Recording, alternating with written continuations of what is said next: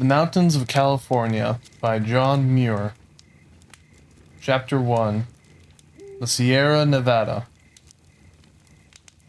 Go where you may within the bounds of California, mountains are ever in sight, charming and glorifying every landscape. Yet so simple and massive in its topography of the state and general views, that the main central portion displays only one valley and two chains of mountains, which seem almost perfectly regular in trend and height. The Coast Range on the west side, the Sierra Nevada on the east.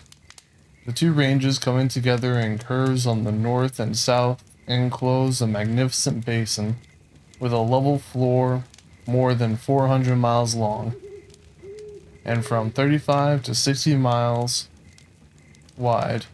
This is the Grand Central Valley of California, the waters of which have only one outlet to the sea through the Golden Gate.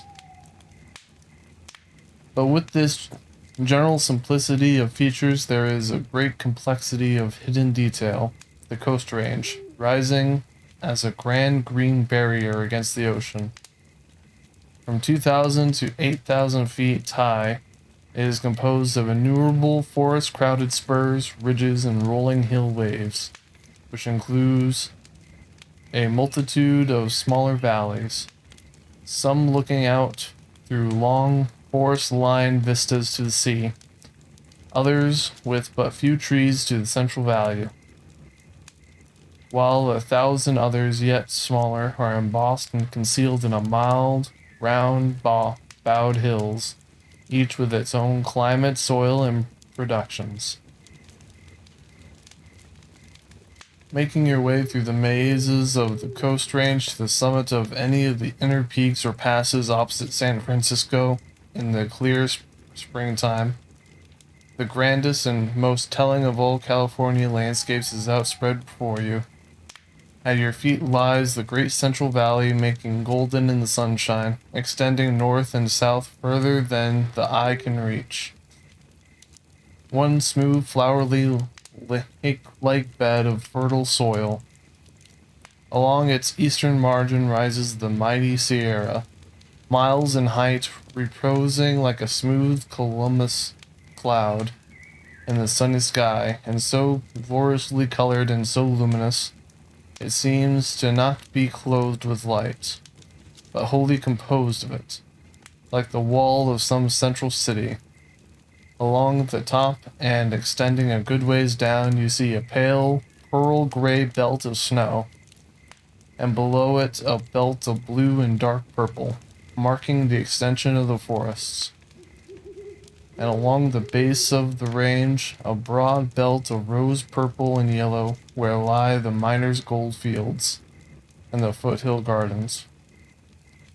All these colored belts, blending smoothly, make a wall of light, ineffably fine, and as beautiful as a rainbow, yet firm as adamant.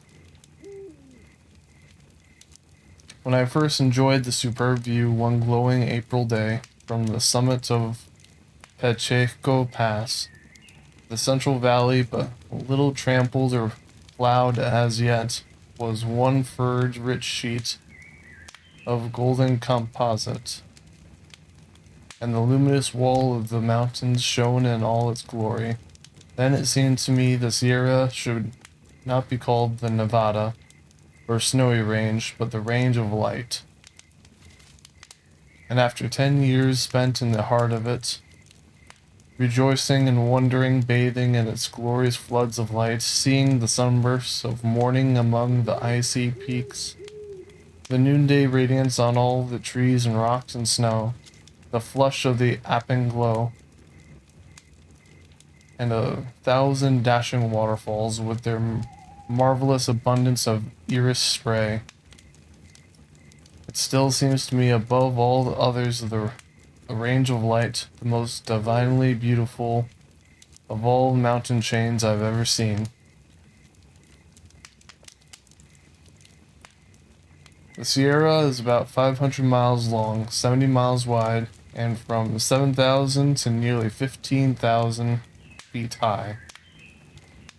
And general views No mark of man is visible on it, nor anything to suggest the richness of the life it cherishes, or the depth and grandeur of its sculpture. None of its magnificent forest-crowned ridges rises much above the general level to publish its wealth. No great valley or lake is seen, or river or group of well-marked features of any kind, standing out in distinct pictures. Even the summit peaks, so clear and high in the sky, seem comparatively smooth and featureless. Nevertheless, glaciers are still at work in the shadows of the peaks, and thousands of lakes and meadows shine and bloom beneath them, and the whole range is furrowed with canyons to a depth of 2,000 to 5,000 feet, in which once flowed majestic glaciers, and in which now flow and sing a band of beautiful rivers.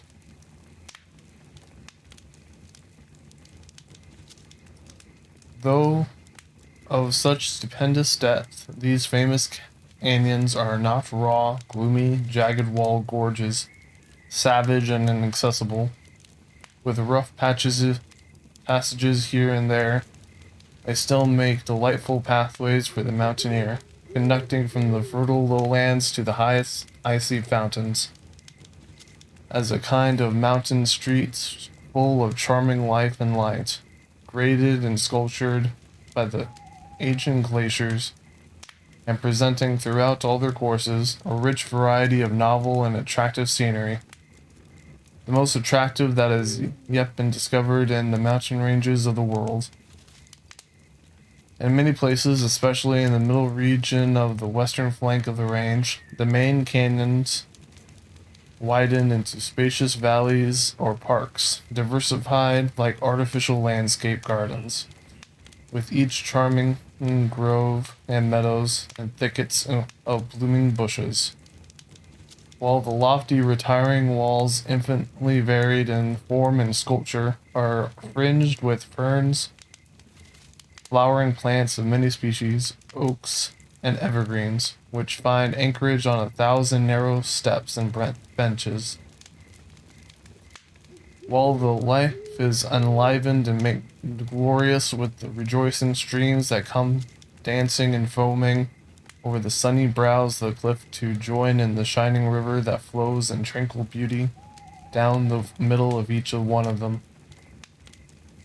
The walls of these park valleys of the Yosemite kind are made of rocks, mountains in size, partly separated from each other by narrow gorges and side canyons, and they are so sheer in front and so compactly built together on a level floor that, comprehensively seen, the parks they enclose look like immense halls or temples lighted from above. Each rock seems to glow with life. Some lean back in majestic repose. Others, absolutely sheer or nearly so, for thousands of feet advance their brows in thoughtful attitudes. Beyond their companions, giving welcome to storms and calms alike, seemingly conscious yet heedless of anything going on about them. Awful and stern majesty, types of permanence yet associated with beauty of the frailest and most fleeting forms, their feet set in pine groves and gay emerald meadows, their brows in the sky bathed in light, bathed in floods of singing water, while snow clouds, avalanches, and the winds shine and surge and wreath about them as the years go by. As if into these mountain mansions nature has taken pains to gather her choicest treasures to draw her lovers into close, confiding communion with her. Here, too, in the middle region of the deepest canyons are the grandest forest trees.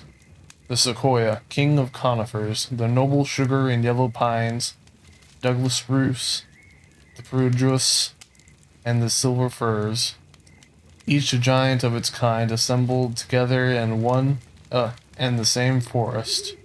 surpassing all other coniferous forests in the world, both in the number of its species and the size and beauty of its trees. The winds blow in melody through their colossal spires, and they are vocal everywhere with the songs of birds and running waters. Miles of fragrant Cnethios and manzanita bushes bloom beneath them. Lily gardens and meadows, damp ferny glens, an endless variety of fragrance and color, compelling the admiration of every observer. Sweeping on other ridge and valleys, these noble trees extended a continuous belt from end to end of the range, only slightly interrupted by sheer walled canyons at intervals of about 15 and 20 miles. Here, the great burly brown bears delight to roam, harmonizing with the brown holes of the trees beneath which they fed. Deer also dwell here, and find food and shelter in the Cnethus tangles. With a multitude of smaller people, above this region of giants the trees grow smaller until the utmost limit of the timberline is reached on the stormy mountain slopes at the height from 10 to 12,000 feet above the sea, where the dwarf pine is so lowly and hard, beset by storms and heavy snow. It is pressed into flat tangles above the tops of which may easily walk below the main forest belt. The trees likewise diminish in size, forest and burning, drought repressing and blasting alike.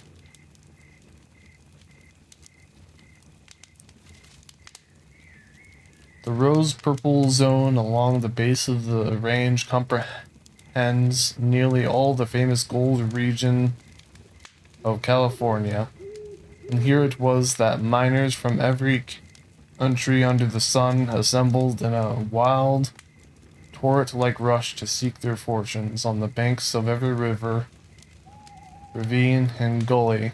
They have left their marks. Every gravel and boulder bed has been desperately riddled over and over again. But in this region, the pick and shovel once wielded with savage enthusiasm has been laid away, and only quartz mining is now being carried on to any considerable extent. The zone in general is made up of low, tawny, waving foothills, roughened up here and there with brush and tree, and outcroppings, masses of slate colored gray and red with lichen. The smaller masses of slate rising abruptly from the dry grassy sod and the leaning slabs look like the ancient tombstones and the desiccated burying ground. In early spring, say from February to April, the whole of this foothill belt is a paradise of bees and flowers. Refreshing rains then fall freely. Birds are so busy building their nests, and the sunshine is balmy and delightful. But by the end of May, the soil, plants, and sky seem to have been baked in an oven. Most of the plants crumble to dust beneath the foot, and the ground is so full of cracks, while the thirsty traveler gazes with eager longing through the burning glare to the snowy summits looming like hazy clouds in the distance. The trees, mostly Corinthus douglasii and Pinus sabrinii, 30 to 40 feet high with thin, pale green foliage, stand far apart and cast but little shade. Lizards glide about on the rocks, enjoying a constitution that no drought can dry, and ants in amazing numbers. Those tiny sparks of life seem to burn the brighter with the increasing heat. Ramble industriously in long trains in search of food. Crows, ravens, magpies, friends in distress, gather on the ground beneath the best shade tree. panting with drooping wings and bills wide open. Scarce a note from any of them during the midday hours. Quails, too, seek the shade during the heat of the day, about tepid pools in the channels of the larger mid-river streams. Rabbits scurry from thicket to thicket among the ceanothus brushes, and occasionally a long-eared hare is seen cantering gracefully across the wider openings. The nights are calm and dewless during the summer, and 1,000 voices proclaim the abundance of life. Notwithstanding but the most desolating effects of dry sunshine on the plants and larger animals, the Gilas make a delightfully pure and tranquil music after sunset, and coyotes, the little ones despised dogs of the wilderness, brave, hardy fellows looking like withered wisps of hay, bark in chorus for hours. Mining towns, most of them dead, and a few living ones with bright bits of cultivation about them, occur at long intervals along the belt, and cottages covered with climbing roses, in the midst of orange and peach orchards, and sweet-scented hay fields and fertile flats where water for irrigation may be had. But they are mostly far apart, and make scarce any mark in general views. Every winter, the High Sierra and the Middle Forest region get snow in glorious abundance, and even the foothills are at time whitened. Then all the range looks like a vast beveled wall of purest marble. The rough places are then made smooth. The death and decay of the year is covered gently and kindly, and the ground seems as clean as the sky. And though silent in its flight from the clouds when it's taking its place in the rock or tree or grassy meadow, how soon the gentle snow finds a voice. Slipping from the heights, gathering in avalanches, it booms and roars like thunder. It makes a glorious show as it sweeps down the mountainside, arrayed in its long silken streamers and wreathing swirling films of crystal dust. The north half of the range is mostly covered with floods of lava and dotted with volcanoes and craters, most of them recent and perfect in form, others in various stages of decay. The south half is composed of granite nearly from base to summit, while a considerable number of peaks in the middle of the range are capped with metamorphic slates, among which are the Mounts Dana and Gibbs to the east of Yosemite Valley, Mount Whitney, and the culminating point of the range near its southern extremity, lifts its helmet-shaped crest to a height of nearly 14,700 feet. Mount Shasta, a colossal volcanic cone, rises to a height of 14,440 feet at the northern extremity and forms a noble landmark for all the surrounding region within a radius of 100 miles. Residual masses of volcanic rock occur throughout most of the granitic southern portion also, and a considerable number of old volcanoes are on the flanks, especially along the eastern base of the ridge near Motto Lake and southward. But it is only to the northward that is the entire range from base to summit is covered with lava.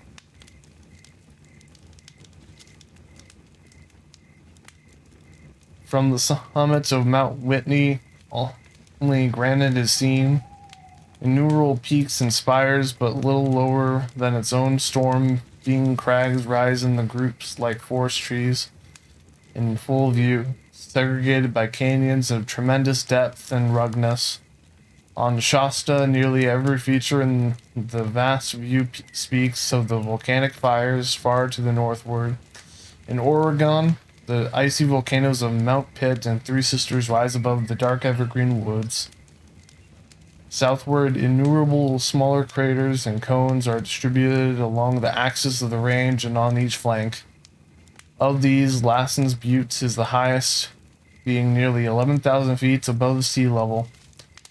Miles of its flanks are reeking and bubbling with hot springs, many of them so boisterous and sulphurous they seem over ready to become spouting geysers like those of Yellowstone.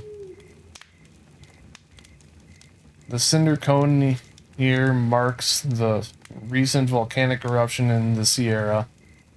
It is a symmetrical, truncated cone about 700 feet high, covered with gray cinders and ashes, and has a regular, unchanged crater on its summit, in which a few two small leaved pines are growing. These show that the age of the cone is not less than 80 years. It stands between two lakes, which a short time ago were one. Before the cone was built, a flood of rough vesicular lava was poured into the lake, cutting it in two and overflowing its banks. The fiery flood advanced into the pine woods, overwhelming the trees in its way. The charred ends of the some which still can be seen projecting from beneath the snout of the lava stream where it came to rest. Later still, there was an eruption of ashes and loose obsidian cinders, probably from the same vent, which besides forming the cinder cone, scattered a heavy shower over the surrounding woods for miles to a depth of from 6 inches to several feet. The history of this last Sierra eruption is also preserved in the traditions of the Pit River Indians. They tell of a fearful time of darkness where the sky was black with ashes and smoke that threatened the life every living thing with death, and that when at length the sun appeared once more, it was red like blood. Less recent craters in great numbers roughen the adjacent region, some of them with lakes in their throats, others overgrown with trees and flowers. Nature in these old hearths and firesides having literally given beauty for the ashes. On the northwest side of the Mount Shasta, there is a subordinate cone about 3,000 feet below the summit, which has been active subsequent to the breaking up of the main ice cap that once covered the mountain, as it's shown by its comparatively unwasted crater and the streams of unglaciated lava radiating from it. The main summit is about a mile and a half in diameter, bounded by small crumbling peaks and ridges, among which we seek in vain for the outlines of the ancient crater. These ruinous masses and the deep glacial grooves that flute through the sides of the mountain show that it has been considerably lowered and wasted by ice. How much we have no sure means of knowing.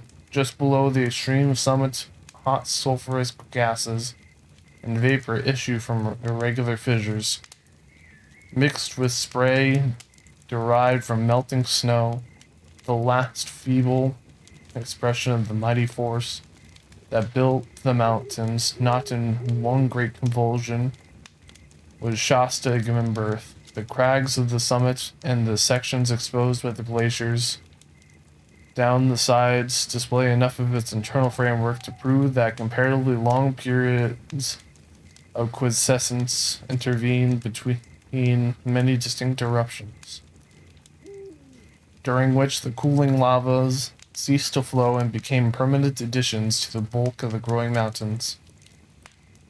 With alternate haste and deliberation, eruption succeeded eruption, till the old volcano surpassed even its present sublime heights.